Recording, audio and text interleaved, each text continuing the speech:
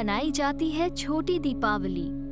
दीपावली से ठीक एक दिन पहले छोटी दिवाली, नरक चतुर्दशी, रूप या काल चौदस मनाई जाती है। एक दिन और इतने नाम। हो सकता है कि आपने भी पहले कभी ये नाम सुने हों, लेकिन क्या आपने इन नामों से जुड़ी कथाओं को सुना है? आज हम अपने विभिन्न पुराणों से निकाल कर लाए हैं आपके लिए कुछ खास कथाएं जो जुड़ी हैं कार्तिक मास की कृष्ण चतुर्दशी के साथ। इस कथा की शुरुआत करने से पहले आप हमारे चैनल को लाइक और सब्सक्राइब जरूर करें। छोटी दिवाली पर होती है लक्ष्मी, यम और काली की पूजा। बात उस समय की है जब वामन अवतार में श्री विष्णु ने दैत्य राजा बलि से उनका राज्य मांगकर उन्हें रसातल में जाने को कहा था।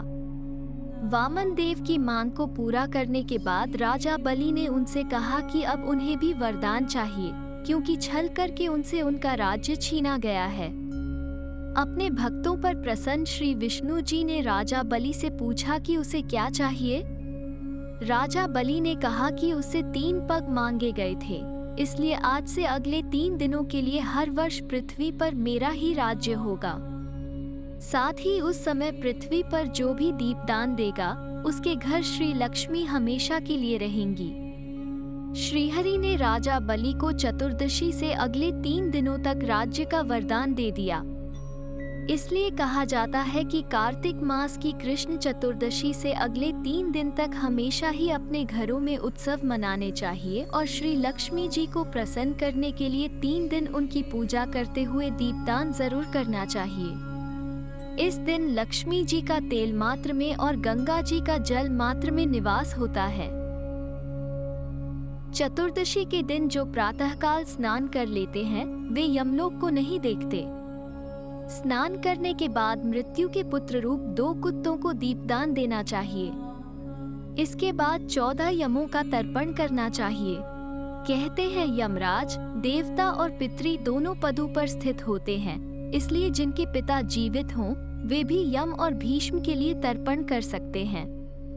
संक्षिप्त स्कंद पुराण में बताया गया है कि कार्तिक मास के कृष्ण पक्ष की चतुर्दशी की रात्रि में देवी महारात्रि का प्रादुर्भाव हुआ है, इसलिए आज के दिन शक्ति की पूजा करने वाले लोग भी चतुर्दशी के उत्सव को धूमधाम से मनाते हैं।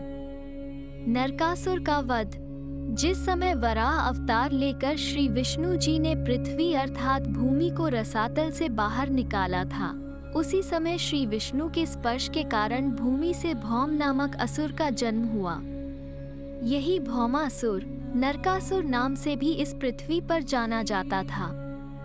एक दिन नरकासुर से त्रस्त आकर देवराज इंद्र द्वारकापुरी में श्री कृष्ण के पास पहुँचे।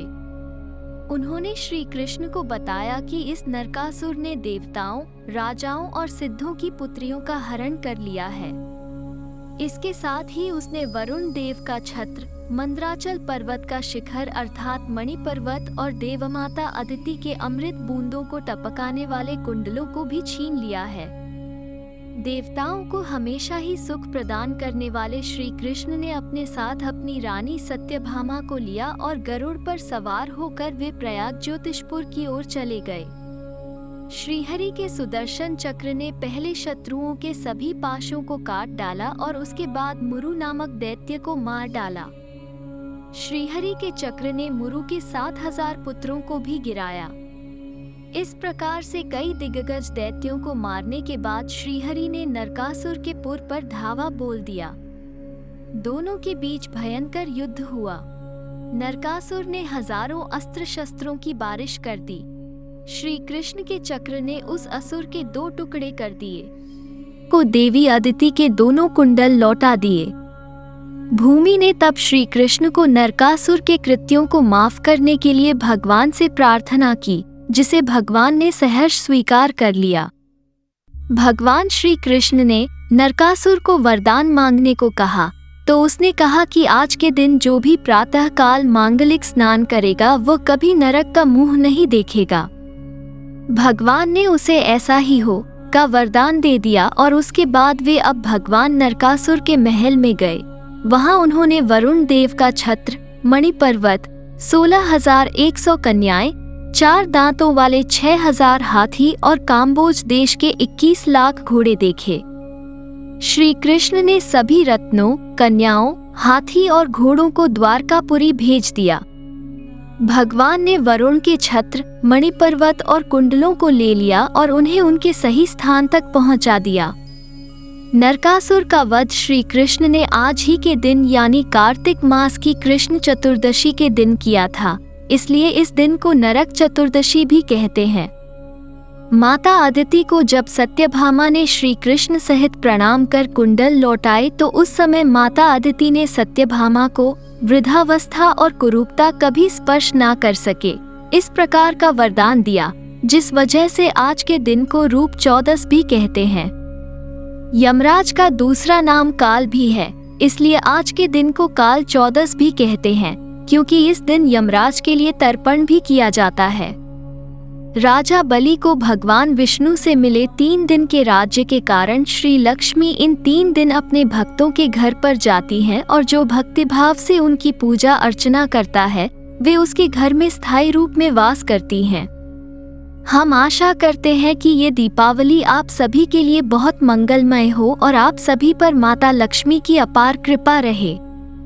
सनातन की कथा की ओर से दीपावली की ढेरों शुभकामनाएं। ओम नमः शिवाय।